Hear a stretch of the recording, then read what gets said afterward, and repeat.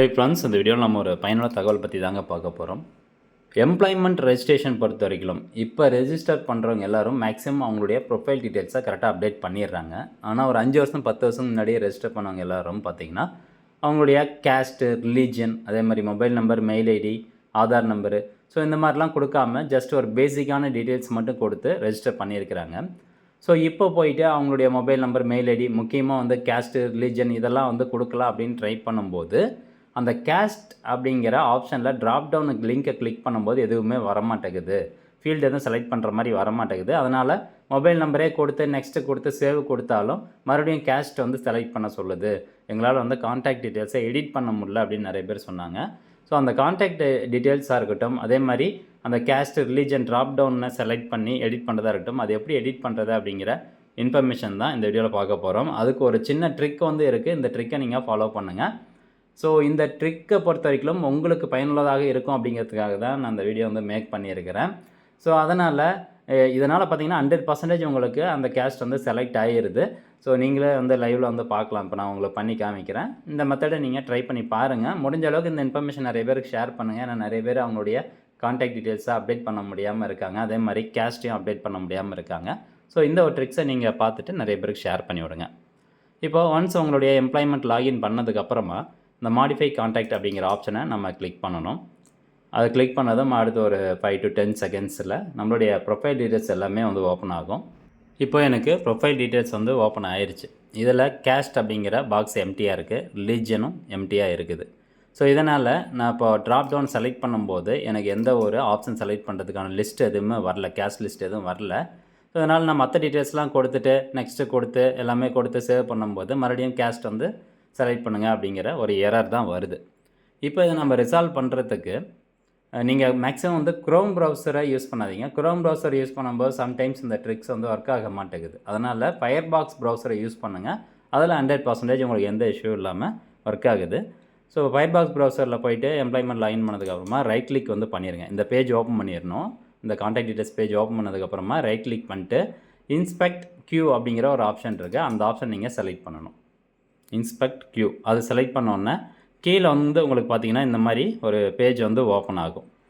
இதில் இங்கே பாருங்களேன், ஒரு லெஃப்ட் சைடு ஏரோ மார்க் போட்டு ஒரு சின்னதாக ஒரு ஐக்கான் ஒன்று இருக்கா, பிளாக் கலர் பாக்ஸ்குள்ளார ஒரு ஏரோ மார்க் லெஃப்ட் சைடு பார்த்த மாதிரி இருக்கும், டாப் லெஃப்ட் சைடு பார்த்த மாதிரி இருக்கும். அந்த பாக்ஸை நீங்கள் கிளிக் பண்ணிடணும். அதை கிளிக் பண்ணதுக்கப்புறமா அந்த பாக்ஸ் ஆக்சுவலாக பிளாக் கலரில் இருந்துச்சு, இப்போ உங்களுக்கு ப்ளூ கலரில் மாறி இருக்கும். அந்த பாக்ஸ் கிளிக் பண்ணதுக்கப்புறமா இந்த கேஸ்ட் அப்படின்னு இருக்கு இல்லையா, ஸோ இதுக்கு நேராக இந்த ட்ராப் டவுன் பாக்ஸை செலக்ட் பண்ணுங்கள். இந்த ட்ராப் டவுன் பாக்ஸ் செலக்ட் பண்ணோன்னே ஆட்டோமேட்டிக்காக உங்களுக்கு வந்து இந்த பேஜில் நான் இங்கே எந்த ட்ராப் டவுன் பாக்ஸ் செலக்ட் பண்ணுறீங்களோ அந்த அந்த ஒரு கமெண்ட் வந்து உங்களுக்கு இங்கே ப்ளூ கலரில் ஹைலைட் ஆகுது.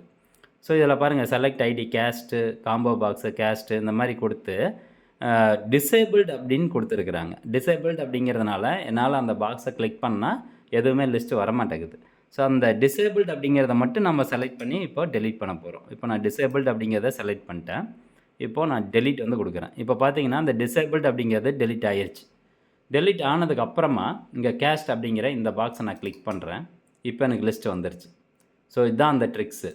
இதே மாதிரி நீங்கள் மற்ற ரிலீஜன் அது வந்து பண்ண முடியல, ட்ராப் டவுன் வந்து பண்ண முடியல அப்படின்னாலும் நீங்கள் பண்ணிக்கலாம். இப்போ பார்த்தீங்கன்னா நான் ரிலீஜன் அப்படிங்கிறத செலக்ட் பண்ணுறேன்.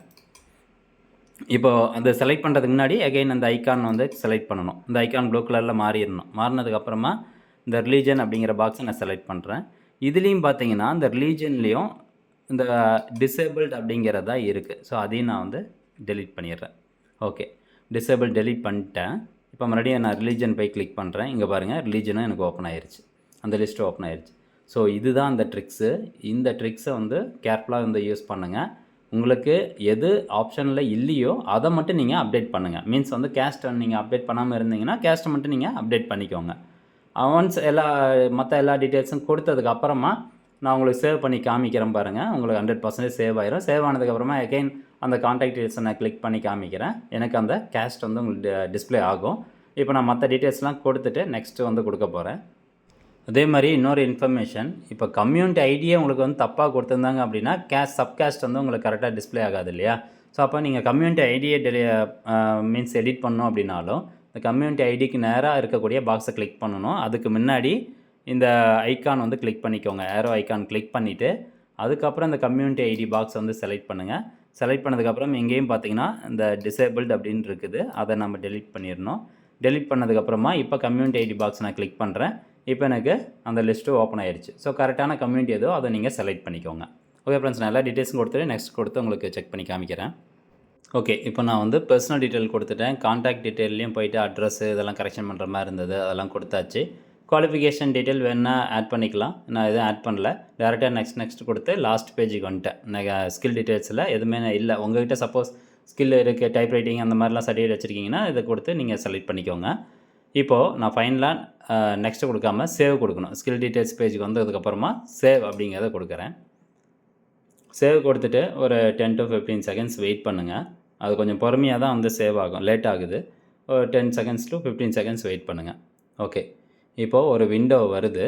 இதில் என்னோடய டீட்டெயில்ஸ் எல்லாம் அப்டேட் ஆகிடுச்சு அப்படின்னு செக் பண்ணுறேன். இங்கே பாருங்கள், கேஸ்ட்டை வந்து அப்டேட் ஆகிடுச்சு. அதே மாதிரி ரிலீஜன் அப்டேட் ஆகிடுச்சு. ஸோ நான் கொடுத்த details contact number, mobile number, mail ID, Aadhaar number எல்லாமே வந்து அப்டேட் ஆகிடுச்சு. அட்ரஸ் டீட்டெயில்ஸ் எல்லாமே அப்டேட் ஆகிடுச்சு. இப்போது இந்த பேஜ் அப்படியே கீழே ஸ்க்ரோல் டவுன் பண்ணிட்டு வரணும். ஸ்க்ரோல் டவுன் பண்ணிட்டு வந்துட்டு இந்த ஒரு எக்ஸ்ட்ரா பேஜ் ஓப்பன் ஆச்சுல்ல, அந்த பேஜும் வந்து ஸ்க்ரோல் டவுன் பண்ணிட்டு வாங்க. இதில் போய்ட்டு ஏதாவது இன்கேஸ் நீங்கள் எதாவது கொடுத்தது மறுபடியும் தப்பாக இருந்ததுன்னா இந்த எடிட் அப்படிங்கிற ஆப்ஷனை கிளிக் பண்ணி எடிட் பண்ணிக்கோங்க. இல்லை கரெக்டாக தான் இருக்குது அப்படின்னா டேரெக்டாக இந்த கண்டினியூ அப்படிங்கிற ஆப்ஷனை கிளிக் பண்ணுங்கள். அது கொடுத்ததும் உங்களுக்கான டீட்டெயில்ஸ் எல்லாமே வந்து சேவ் ஆயிரும். ப்ரொஃபைல் ஆக்ஷன் சேவ் ஆகும். அதை நீங்கள் அப்படியே லைவாக பார்க்கலாம். ஓகே, இப்போ பார்த்தீங்கன்னா எனக்கு எல்லா டீட்டெயில்ஸுமே வந்து சேவ் ஆயிடுச்சு. சேவ் ஆனதுக்கப்புறம் எகெயின் நான் வந்து இந்த மாடிஃபை கான்டாக்ட்டுக்குள்ளே போய் காமிக்கிறேன் அப்டேட் ஆகிருக்கா அப்படின்ட்டு.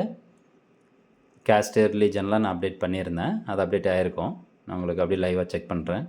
ஓகே, இங்கே பாருங்கள், நம்ம கொடுத்த டீட்டெயில்ஸ் எல்லாமே அப்டேட் ஆகிடுச்சு. ரிலீஜனு, கேஸ்ட்டு இதெல்லாமே அப்டேட் ஆகிடுச்சு. கான்டாக்ட் டீட்டெயில்ஸ் எல்லாமே அப்டேட் ஆகிடுச்சு. அதே மாதிரி இந்த மெத்தடை பயன்படுத்தி நீங்கள் இன்கேஸ் டேட் ஆஃப் பர்த் தப்பாக இருந்தாலோ அல்லது அப்பா பேர் தப்பாக இருந்தாலோ நீங்கள் வந்து எடிட் பண்ணலாம். உங்களுக்கான டீட்டெயில்ஸ் வந்து ப்ராப்பராக அந்த போர்ட்டலில் அப்டேட் ஆகுது. ஃபயர்பாக்ஸ் ப்ரௌசர் வந்து யூஸ் பண்ணுங்கள். இந்த ட்ரிக்ஸை வந்து ஃபாலோ பண்ணுங்கள். இந்த ட்ரிக்ஸை நிறைய பேருக்கு வந்து ஷேர் பண்ணுங்கள். ஸோ மேபி அவங்க வந்து தப்பாக கொடுத்துருந்தாலும் இதை வந்து கரெக்ட் பண்ணுறதுக்கான ஒரு வாய்ப்பு. அதே மாதிரி இதில் நீங்கள் கொடுக்கக்கூடிய டீட்டெயில்ஸ் கரெக்டாக இருக்கணும். நீங்கள் எந்த அட்ரஸ் ப்ரூஃப் கொடுக்குறீங்களோ அதுக்கான அட்ரஸ் தான் இருக்கணும்.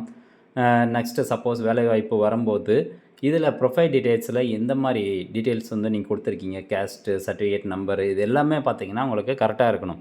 நம்ம பாட்டுக்கு இப்போ ஏதோ ஒன்று கொடுத்துட்டு அதுக்கப்புறம் சர்டிஃபிகேட் வெரிஃபிகேஷன் அப்போ ஏதாவது பிரச்சனை வந்தால் நம்ம ஒன்றும் பண்ண முடியாது.